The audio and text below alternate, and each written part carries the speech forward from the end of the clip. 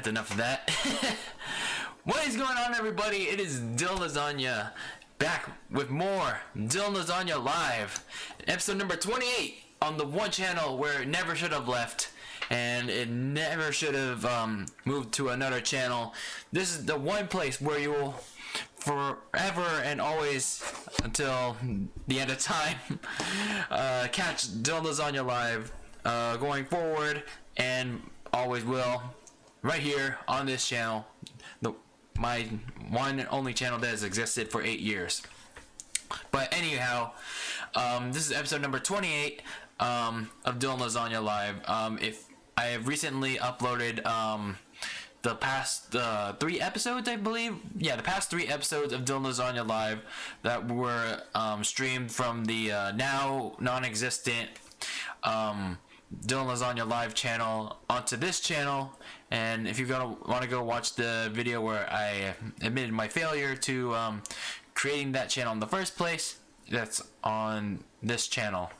So go check that out once the stream is done. And I just appreciate all of you that come and support these live streams. So let's get right into it. There's a lot to cover this time around. Last week, I guess it was just the beginning of the month. That's why there wasn't a lot of things to talk about. But thankfully this week there is. We got a lot of things. I know it's a week old, but like what's been going on with the situation with WWE and like Saudi Arabia.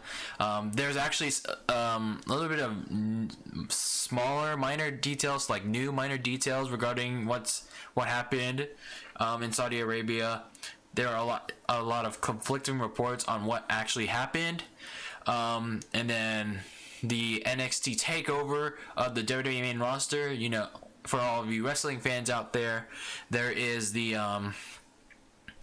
they're doing like a Survivor Series angle. You know, it's the traditional Survivor Series brand warfare, which normally has Raw and SmackDown, but this year it also has NXT. So both Raw and SmackDown are feuding with, or I guess teaming up. And so, not really teaming up, but they're like trying to compete with NXT as well. There's also that. I'm gonna give my thoughts on that's been going on. What's been going on with that? There's also the Terry Bogard from SNK Fighters or whatever have you. That presentation happened on Wednesday. Mr. Sakurai gave us like a very detailed and very big history lesson on who Terry Bogard is and what exactly he brings to the table for Smash. So he's available now, and you can go check him out. I gotta load it down a bit. And hold on 1 second, let me check my levels. You can go check him out. Okay, there, we're good. But anyway, so Terry Bogard's available now, and if you missed the presentation, it's on YouTube, and we're gonna go into a little bit of my thoughts. I don't have too much to say about it because I'm not a big SNK Fighters fan. Actually, I'm not one at all, and I really don't know a lot or anything at all about Terry Bogard, but he definitely looks like a good fighter to play. But again, we'll get more to that a lot later into the show. And last but not least, we're gonna talk about I don't know if I can say the most disappointing team in the NFL, but they're certainly one of them. But they're not to blame, like, certainly, and that is our old Cleveland Clowns. Yeah, that's right, you heard me. The Cleveland Clowns, ladies and gentlemen. You know, the Cleveland Browns. So we're gonna get into all of that. There's just a lot to get through today, so let's get into it. But first, we're gonna get into today's random tidbit. This week's random tidbit, because there's a lot in this random tidbit, and that is the most wonderful time of the year and that is holiday sales. That's right. Black Friday is like 3 weeks away. It's upon us, ladies and gentlemen. It is upon us. And we've got sales from Kohl's, Costco, I think Amazon. I don't know if Amazon's starting theirs, but for all of you gamers out there like me, Target and Best Buy put out their Black Friday sales and their little preview, of what's to come for Black Friday. And honestly, there's a lot of good deals out there. There's a lot of good deals. So let's get into some of these, like my personal highlights of these deals. So hold on one second. Okay, so let's first talk about The Witcher 3.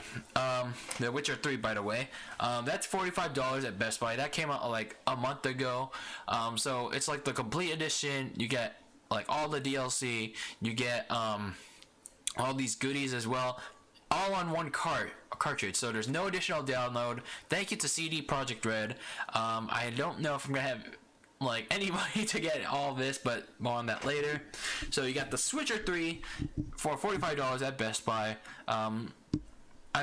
That's probably gonna get a little bit lower in the next couple of months. And then the big deal coming out of this Black Friday is a PlayStation 4 bundle consisting of The Last of Us, God of War, and Horizon Zero Dawn. All for the price of $199.99 at both Target and Best Buy. Walmart's probably gonna have this too, but still, this is pretty remarkable with what you're getting here. 3 games and a console for the price of like a Nintendo Switch Lite. So that's a pretty good deal right there. My only thing here is the PlayStation 5 is coming out next year, but I totally understand that people don't want to shell out like $500 right away for a new console that doesn't have like games yet. And what should I do about the phone? I always have people, random ass people call me. Should I just turn it off or just wait? We'll just wait, because it's always random.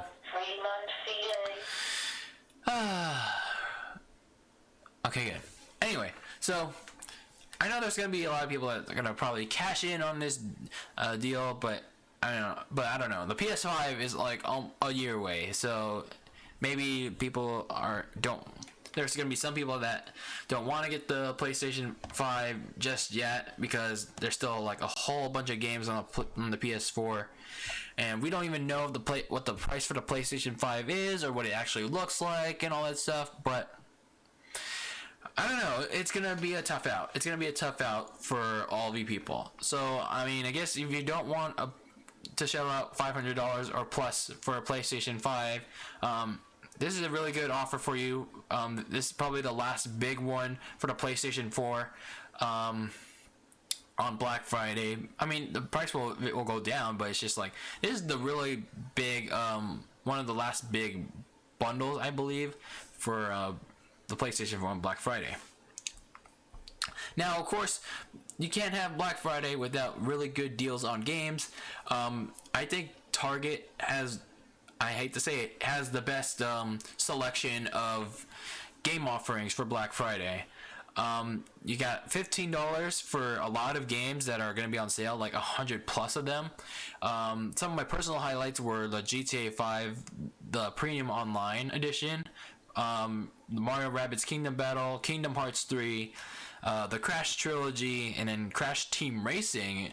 That one's kind of that should be a steal right there. Crash Team Racing for $15. For those of you that haven't picked it up yet, it's a fun game. Yeah, it's kind of like a live service game, but it's a really fun game. It's a really fun game. By the way, so a little self promotion here. I did a little CTR Neon Circus live stream earlier today, so go check that out in case you missed it. Then you also get a little bit on the upper range of $25.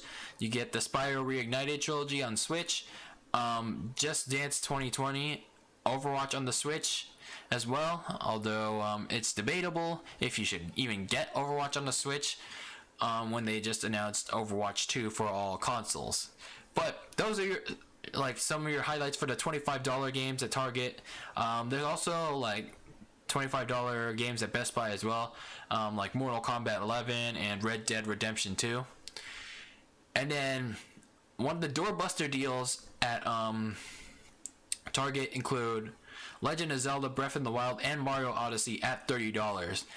And for those of you that are either new to the Switch, there are going to be new Switch owners in the holidays, or have somehow not picked up any of these games yet, this is your best time to do it. This is your best time to do it, people. I mean, Legend of Zelda Breath of the Wild may not be your cup of tea, but this is your best chance to at least go and pick it up, to try it out. I don't even know if Nintendo's gonna drop it down to this price ever again, because at least from my experience from using Best Buy, it's only gone down as low as at least $50, $50 or $40. So $30, this is a steal for either Breath of the Wild, Mario, or Mario Odyssey, or even both. So might as well go get both of those games, so it's two for the price of one.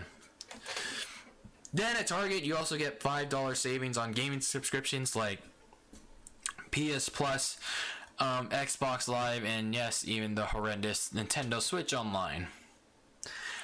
And then more savings for if you ever need a controller, especially if you need extra Joy-Cons for your Switch. For those of you starting out, you can save $20 on a pair of Joy-Cons, which are normally $79.99 or $80 if you want to get a little more technical. $20 or $80 for Joy-Cons go down to $60 at both Target and Best Buy. DualShock controllers also get savings as well. Hold on. They also get savings as well, because they'll be $40 going into Black Friday. I forgot to update the tags here.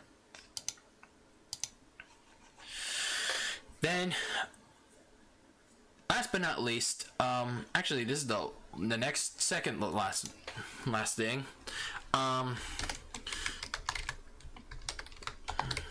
One second.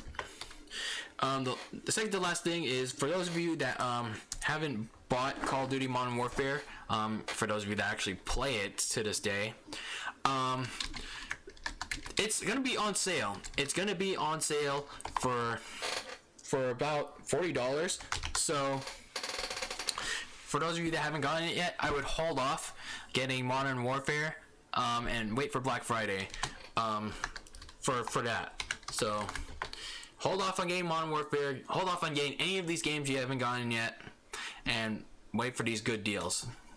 And then last but not least, if you're looking for a really good deal on Black Friday, go and grab yourself WWE 2K20, the greatest game of all time, everybody's favorite game. It's going to be on sale for $30 at both Target and Best Buy. But I mean, to be fair, that broken piece of shit should be sold at 1 penny, or it should be for free. It should be given for free. But even then, I don't think it'd be given it'd still be stuck in the stock room. And here's a little good deal for those of you wrestling fans that don't want to shell out for a replica or a commemorative title belt. You can go and grab a WWE Championship, almost kind of replica, almost kind of commemorative belt for $70 at Target. If you don't know what I'm talking about, hold on.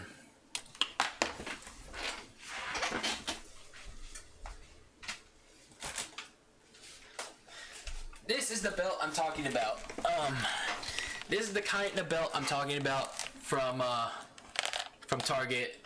It's pretty good. It's pretty okay. I remember getting this last year. Not on Black Friday, but around the holiday season. I actually got this for a little bit more pricey, but $70. Yes, is it $70? Yeah, $70 is not bad for this compared to $100 for at regular price. It is plasticky. It does feel like a toy, and the only downside is you can't really fold it, so it's pretty much stuck as it is. But it feels like you're getting the real deal. It feels like you are getting an actual like WWE title belt. It just feels a little like it just feels a little plasticky. But if you can handle it, this is a good deal for you. So we're gonna put that back on the side, and there you have it. Those are your Black Friday gaming deals, your belt deal, and there's probably going to be a lot more gaming deals as the weeks come before Black Friday. If I did have money,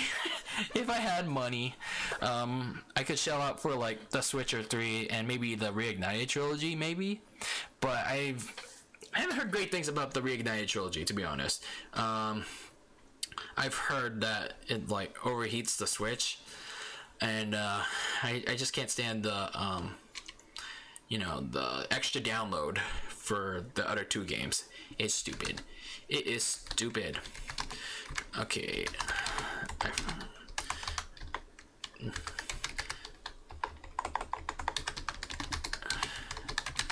Hold on, I forgot to add my tags. Alright, before we get into the main topics, I just want to ask how everyone's day is going. Hold on, I'll be right back for a second.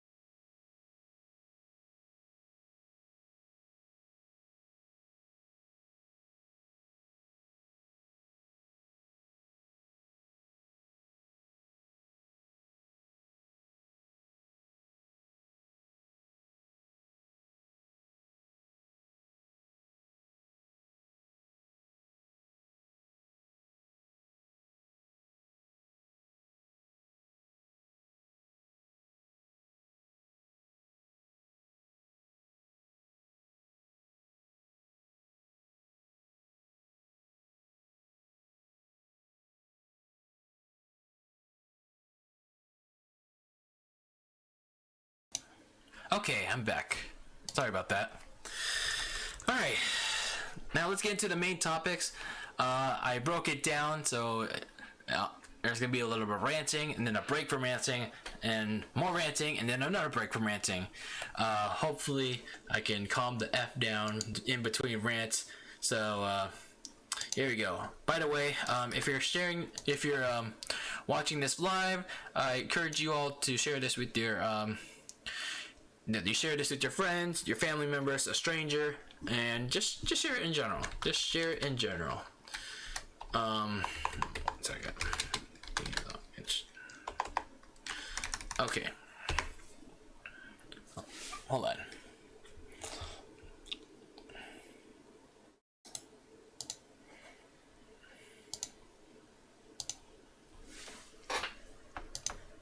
Okay, so let's get into the main stuff here, because we had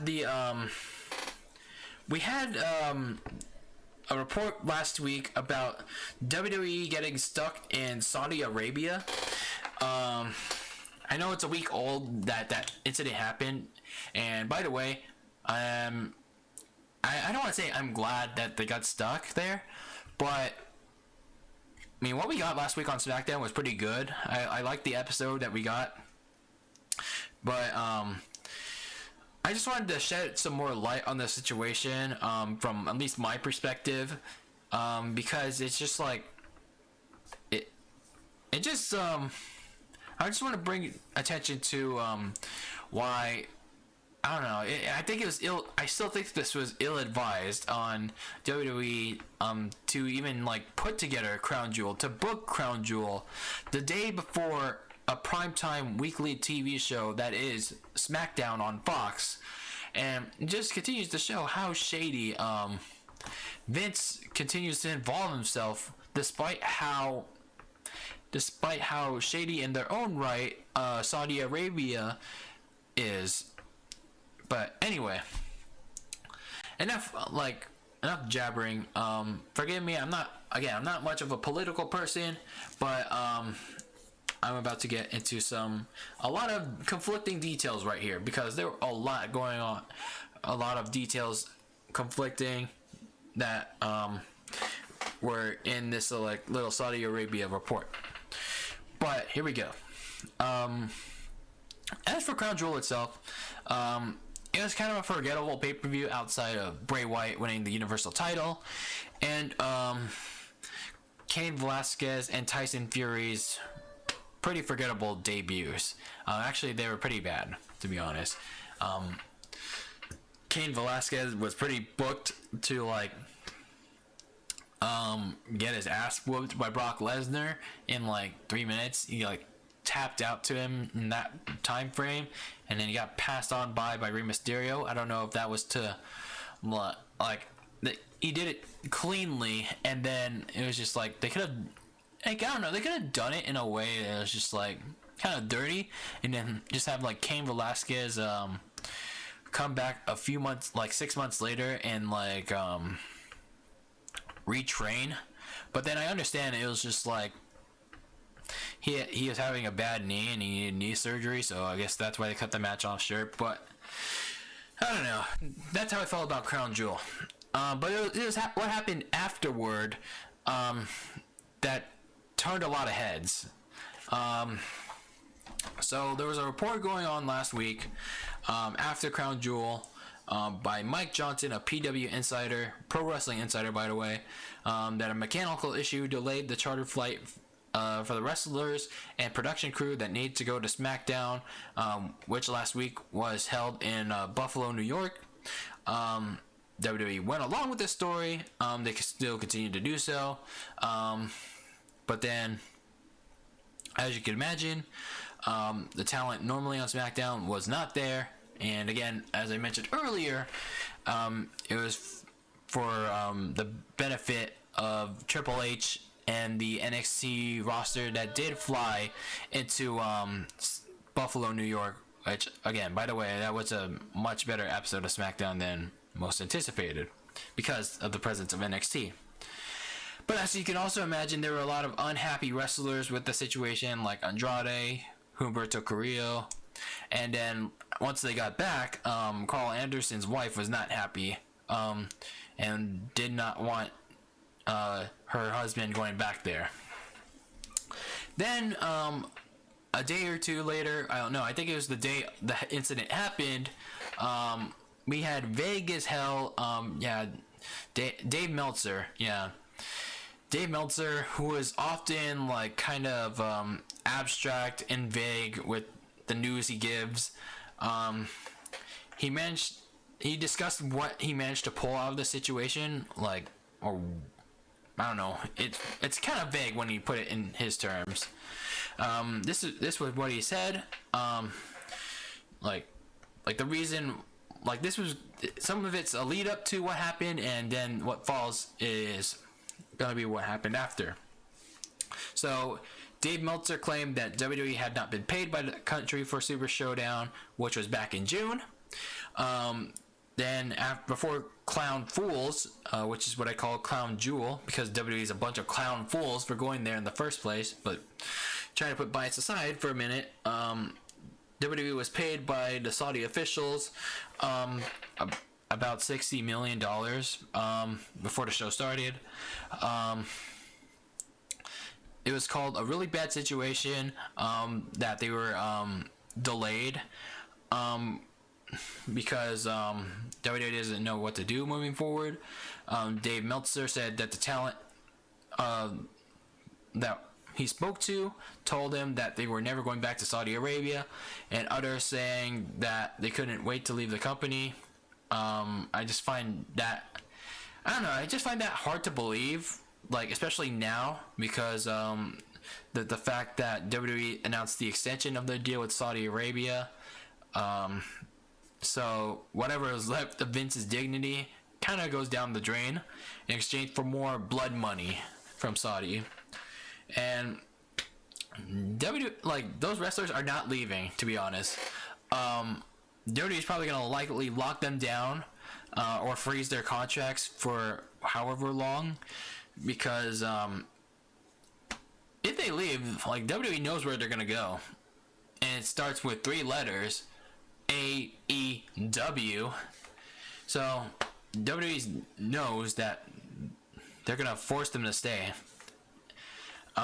So I just find that part of the Dave Meltzer's, like, discussion on his radio show very, I don't know, I find it hard to believe. Then Meltzer then pointed out that Vince delayed Crown Jewel, like, as payback for the lack of payment. Vince delayed Crown Jewel, the live feed at least, and until he and the Saudis came to agreement mid-show.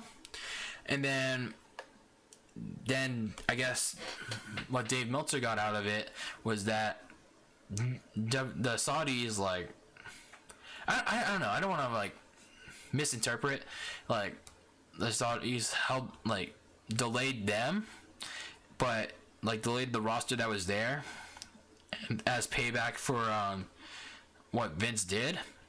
But to point out here, to get past that point, Hulk Hogan, Jimmy Hart, Ric Flair, Brock Lesnar, and Paul Heyman, who, by the way, was already on SmackDown last week, they left via private jets back to the States, so they were already gone. But you know who else was gone?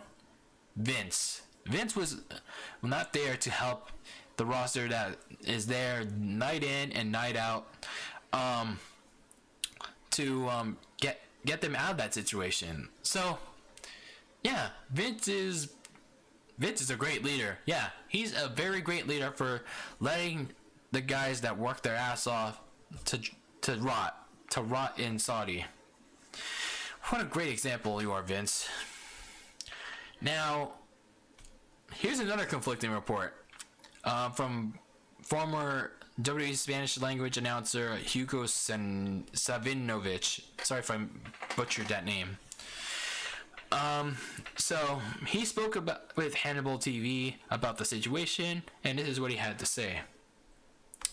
It was very difficult and dangerous situation because of the fact that Saudi Arabia had been in serious trouble when they killed that reporter in Turkey at the embassy, so the boys were they were very, very concerned. Vince McMahon had left the country already, and Brock had his own plane. It was just about big money, millions of dollars, and Vince got upset and cut the feed for Saudi Arabia, and that has the prince upset and stopped them from leaving the country and got them off the plane. So basically what they're doing is they're originally trying to make it look like it was just a mechanical situation, but an executive from the company I don't want to go into that details out of respect to him. At the same time, I was told not to mention any names, but they were concerned. They're very concerned. A friend of mine that from Saudi Arabia that I used to know him for years and years since the videotape. A lot of unimportant details there. So a lot of people will be talking about it more. The boys are very upset, so I don't know what the deal is. Of course, we always know that money talks, and if Vince gets the millions of dollars, and maybe the Middle East, that's big TV contract, because it didn't happen, and in one day he lost over $200 million. So it's a very complicated situation, but the talent was, I don't know, I don't want to use the word kidnap, but he ordered a kidnapping, and the guys were stopped from leaving the country. So that was another conflicting report there. Now, Atlas Air issued a statement to kind of contradict that report. A chartered WWE passenger flight operated by Atlas Air is currently delayed in Riyadh, Saudi Arabia due to mechanical issue. So pretty much what WWE said. The flight was scheduled to depart at 3 o'clock local time on November 1st. Our top priority is to always to ensure our passengers arrive safely and on time at their destination. Their aircraft is being repaired and will be inspected and certified before returning to service to transport our passengers to their final destination.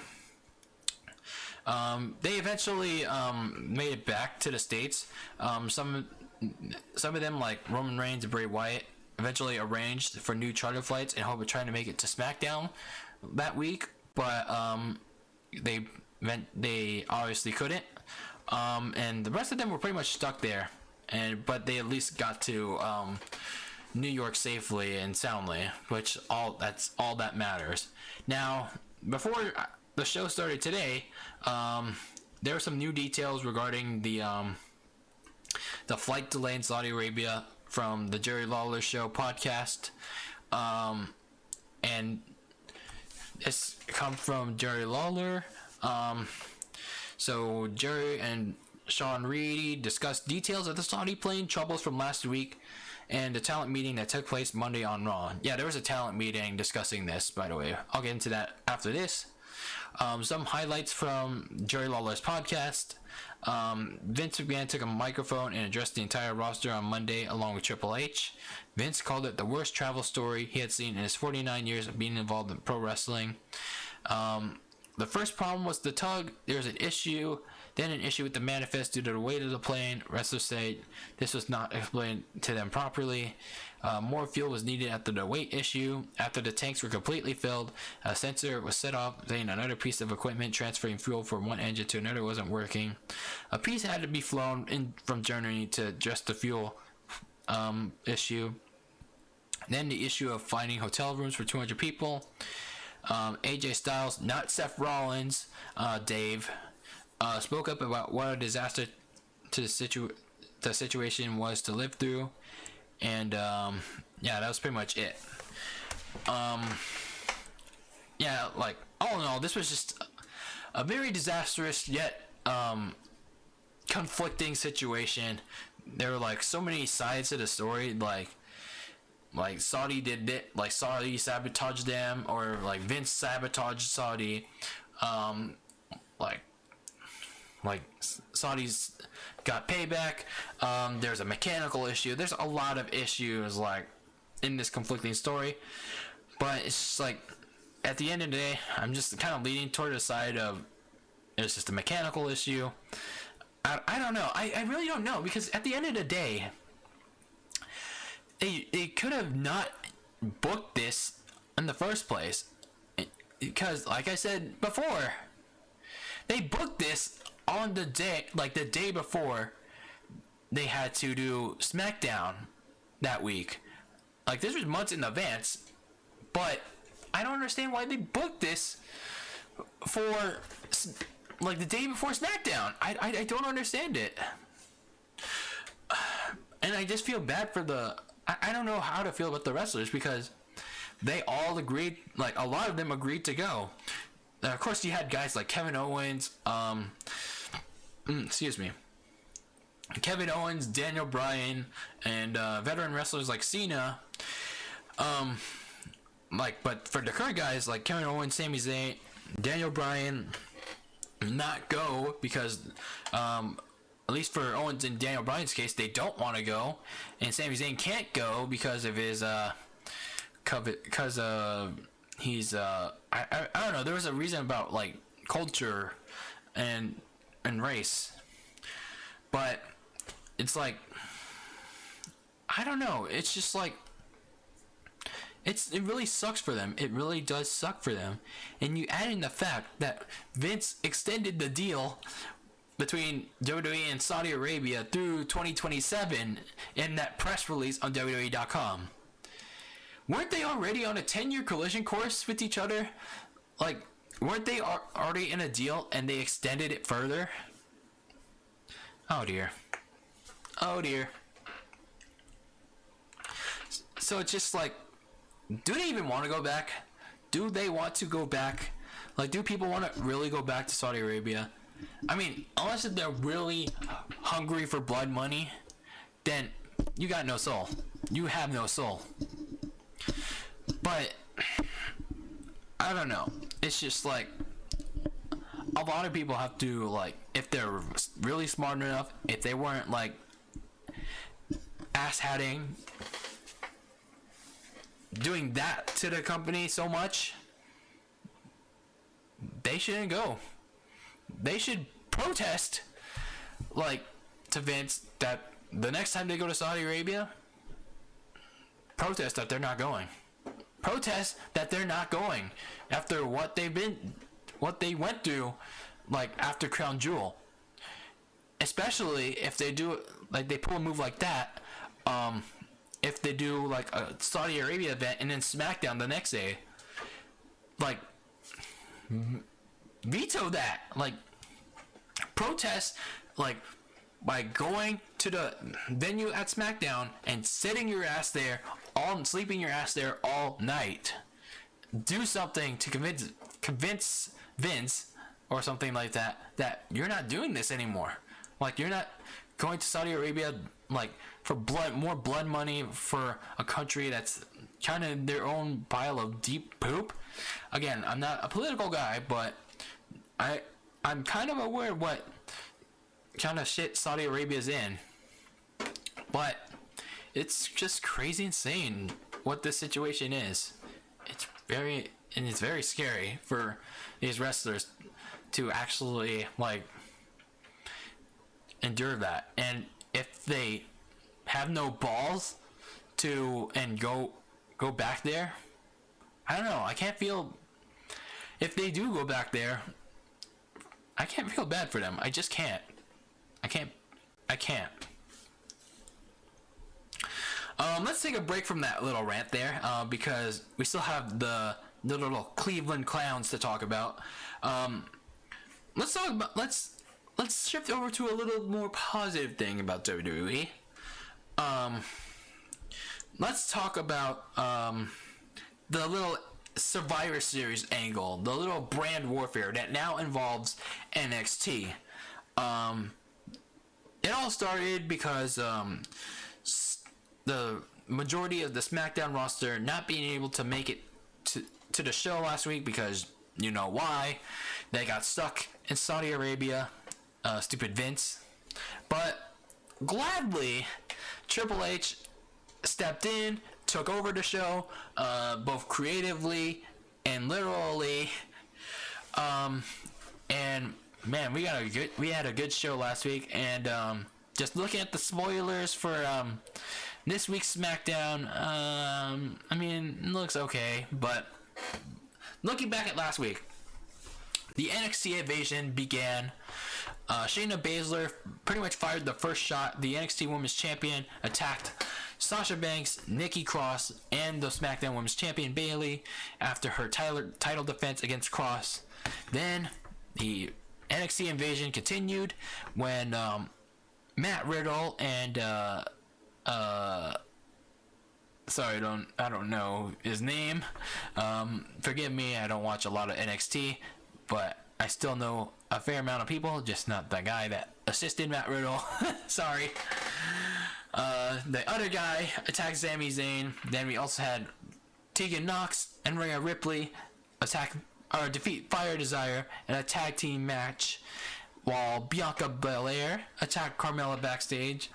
And then to cap off the night on SmackDown last week, Daniel Bryan lost to Adam Cole clean in an NXT title match. Then that is when Triple H fired the first shot and declared war on Raw and SmackDown and the main roster, pretty much making them look out to be like the freaking Cleveland Browns right now. Like, pretty much, actually, Raw and SmackDown were already looking like the Cleveland Clowns already, but NXT pretty much, like, solidified that. So then on Raw, the invasion continued, when the entire Undisputed Era came down to help Triple H negotiate with Seth Rollins, like, as an attempt to make him come back to NXT, make him return it to the one place he first started. Seth Rollins didn't really give a definitive answer. By the way, at that time, he already lost the Universal Championship, and yeah. So the OC came out, they sent away the Undisputed Era, but then they got attacked by more NXT outsiders, which sent the Raw locker room out to attack them, and then we got a little brawl. Then in the main event,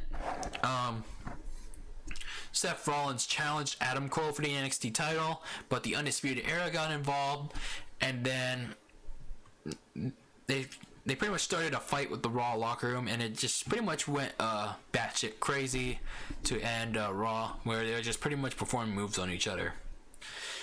Then on NXT this past Wednesday, it was WWE's turn to invade NXT. The OC attacked the Undisputed Era in the show opener. Then, like, they faced Tommaso Ciampa, Matt Riddle, and the other guy. Again, I don't know his name. I'm sorry. But it went to a no contest. As the OC pretty much brawled with a lot of the NXT guys, and that was NXT. I'm pretty sure there's a lot more NXT involvement on SmackDown and Raw from London. So if you want to read the spoilers, they're there. I basically read it, but for all of your sakes, I will not spoil it for you because I'm just that nice of a guy. So to be honest, the brand warfare theme for Survivor Series has pretty much been better than the past year since the second brand extension started, and like it's a lot of it has to do with NXT being involved in it now. We're getting a lot of good matches on paper, like the Triple Threat Women's match with Baszler, Becky Lynch, and Bayley, and then we're getting Triple Threat Tag Team match with the Viking Raiders, the Undisputed Roderick Strong, and Kyle O'Reilly. No, was he Roderick Strong? I thought Roderick Strong was the NXT North American champion, but the Undisputed Era, and now the New Day. The New Day's. Yeah, that I just spoiled that for you. But SmackDown's going on right now anyway.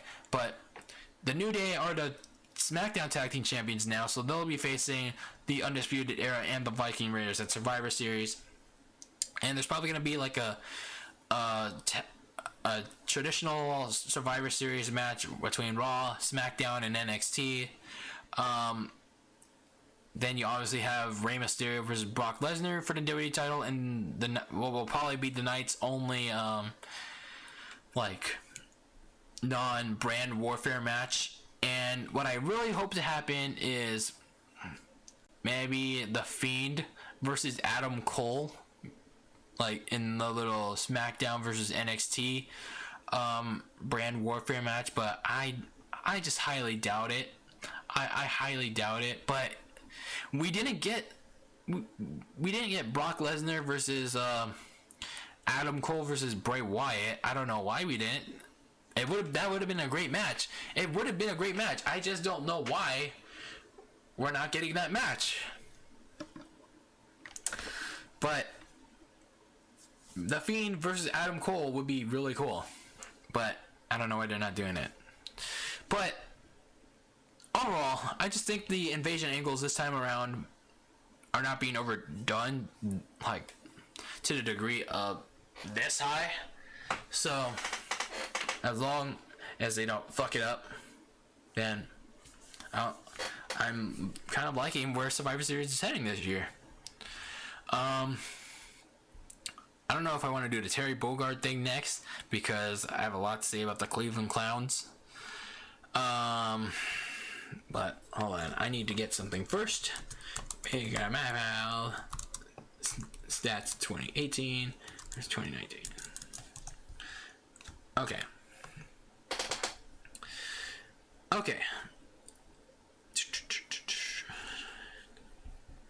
Oh wait, we can just get down with media. Just checking the chat. There we go.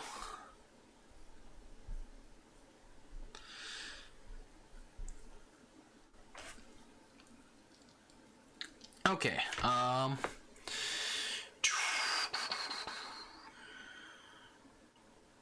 Okay, I think we could start this now. I think we could talk a bit about Terry Bogard. I was gonna end it that part of. I was gonna end DylanLasagna live today with that part, but I don't know. I really don't have much to say about Terry Bogard.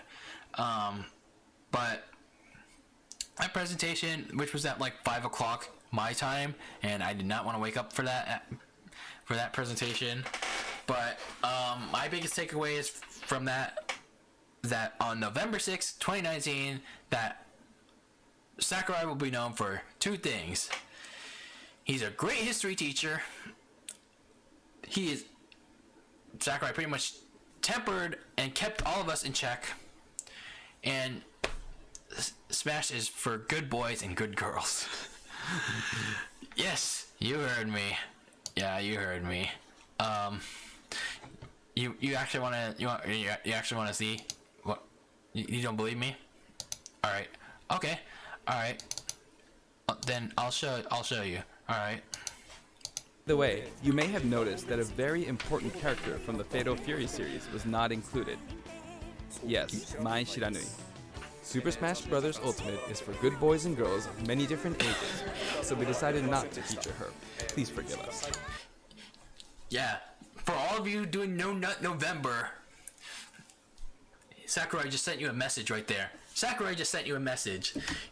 This game's for good boys and good girls only. Funny fact, this was actually not the translation in the one, and I think it was the Japanese version of the presentation, but I think I might be wrong. But another thing he said was here. But there's nothing to worry about. When we released the original Nintendo 64 version of Super Smash Bros., I was often asked, who is Samus? Whether or not the character is fun to play as is more important than whether the character is new or old, or whether the character is recognizable to everyone. I want to make sure I present Terry to you in such. So pretty much he kept us all in check. So for all of us asking for like Sora or for like Crash, as much as we want him, and for all of us like wanting specific characters like Gino as well, he pretty much pointed out here, it's like if a character has to be fun to play, it's not just about being recognizable like Banjo or like a Joker, or even like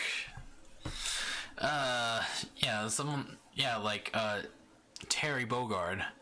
So it's like they have to be fun to play, I guess. So I mean, that's a statement I have to agree to disagree, but I mean, I just have to respect it, you know. I mean, I'm like I said before, if like my favorite character Crash Bandicoot doesn't make it to the game, it's just something I have to respect, you know. I mean, if like even then, it's like I find characters that I don't know, they're fun to play. Like for example, I often play as Ike from the Fire Emblem series, and I don't play the Fire Emblem series at all. I just like playing Ike because it's fun to play as. But it's just like, again, at the end of the day, it's Sakurai's game, and we all have to respect it, and the Smash community should as well. The Smash community should as well. Alright, to close things off for tonight, man.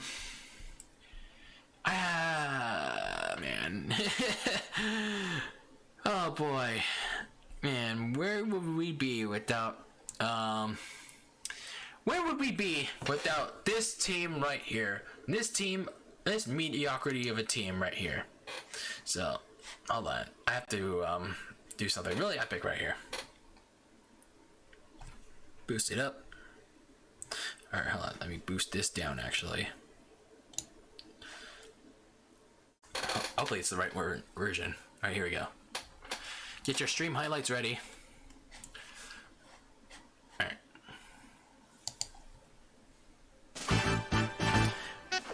Alright, hold on. Fail. Alright, here we go. These are the Cleveland Clowns. Yes, they are proud to be right back in their hometown of mediocrity. There's old friends and new friends and even a tear. Through bad times and worse times, there's no love to share. At least they found a place where everyone will frown. You're all stupid clown ass face. These are your Cleveland Clowns, bitches. I don't know. I just couldn't think of anything. Yeah, the Cleveland Clowns, ladies and gentlemen. The Cleveland Clowns are pretty much putting on their best Joker face paint right on your faces and pretty much showing the world that you never should have believed in them. You never should have believed in them. And you all are paying for it. Especially the media. All of you first takers, all of you undisputeds, all you Callan cohorts that jumped on the bandwagon. And good thing all of you are apologizing and jumping on the bandwagon, but damn. Just looking at all of you 6 months ago, jumping on the bandwagon of, oh, the Browns are going to win the AFC North. Oh, the Browns are going to go to the Super Bowl. They're going to beat the Patriots and go to the Super Bowl and beat the Saints. They're going to beat the Eagles. They're going to beat the Chiefs. They're going to beat, let's say, the Cowboys. Oh, man. You guys must be real ashamed now. And I wonder how the media is feeling about this super duper team of Baker Mayfield, Odell Beckham Jr., Jarvis Landry, Nick Chubb, and eventually Kareem Hunt, and the super duper defense of a lot of people, actually. And their first year head coach that is so great, Freddie Kitchens, that Mayfield pretty much lobbied to be the head coach. And by the way, speaking of Freddie Kitchens, let's look up his little head coaching experience. Oh yeah.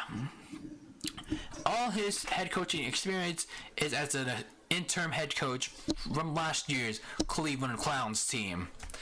All his past experience was a tight ends head coach, a running backs coach, and a quarterbacks coach for the Cardinals, a tight ends coach for the Cowboys and Mississippi State, and North Texas and LSU.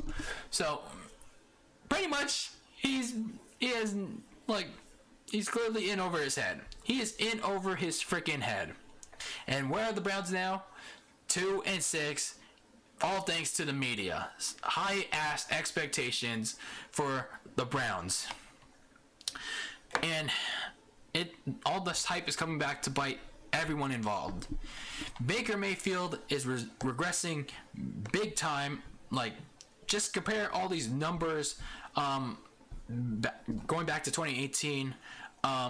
His completion percentage 63.8 in 2018, 58.7 in this year.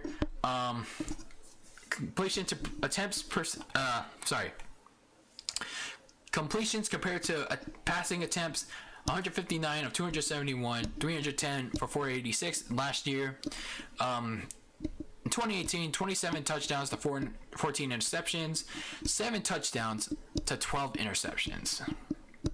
So,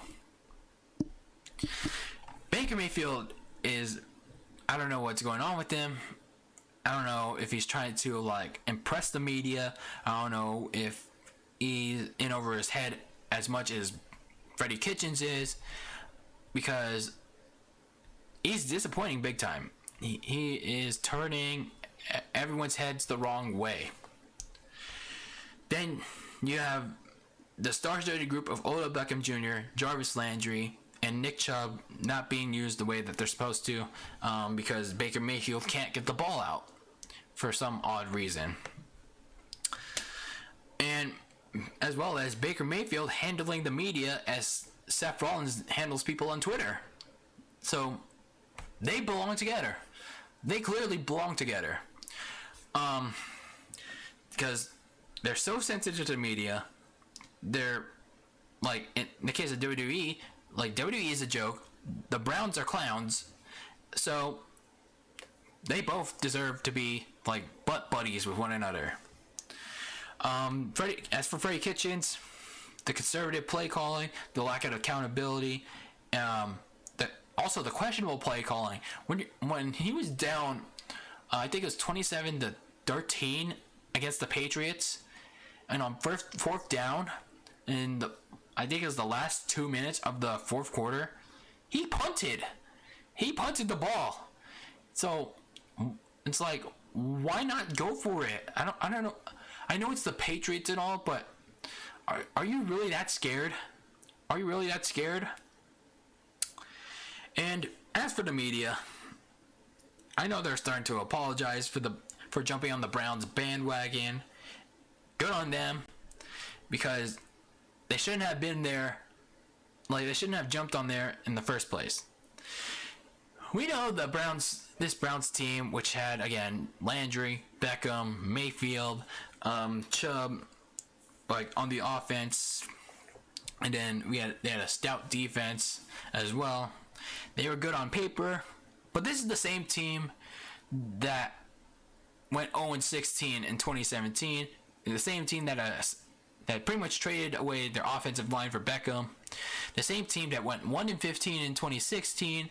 The same team that went, I think, let's see, the 2015 Cleveland Clowns. Like, the same team that went 3-13 in 2015. It's like pretty much they had never had a winning season since the late 2000s. They were always fourth in the NFC North. So I don't know what the media was thinking. Like, when I saw the news that Beckham was going to the Browns, I was like, okay, cool.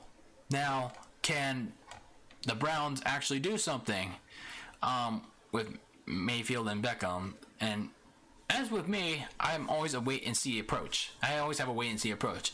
But sites like Bleacher Report, Sports Center, like ESPN, all the big media, like sports media sites were like, oh my God, they're going to the Super Bowl. They're going to beat the Patriots to go to the Super Bowl. And I'm just like, wow, okay. Oh man, this Cleveland Clowns team, again, like, they hired the wrong coach. All the talent is just wasted.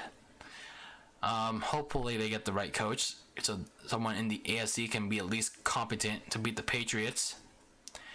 But as for now, this song will just have to remind them of who the Cleveland Browns really are.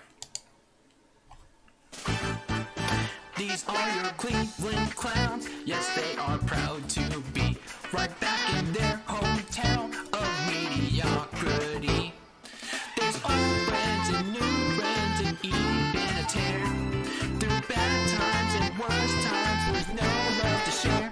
Oh yes, you found a place where everyone will frown. You're all stupid clown ass face. These are your Cleveland Clowns. Oh man. But that's gonna do it for this episode of DylanLasagna Live. Yeah, that's gonna do it for this week. Next week, I'm not sure what to talk about, but as you know, there's always gonna be something to talk about. Just as the last episode proved it. There's like last minute news on the Crown Jewel situation, but anyway, in case you missed, or if you're watching the replay, appreciate it. Leave a like, dislike, and yeah. If you liked what you watched, leave leave a like. If you didn't, leave a dislike. Leave a comment down below if you're watching the replay. Leave all your final thoughts in the chat. Make sure you turn on the bell icon for notifications for when I'm streaming. I might do another Crash Team Racing stream tomorrow.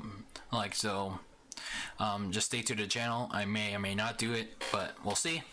But yeah, that's pretty much gonna do it.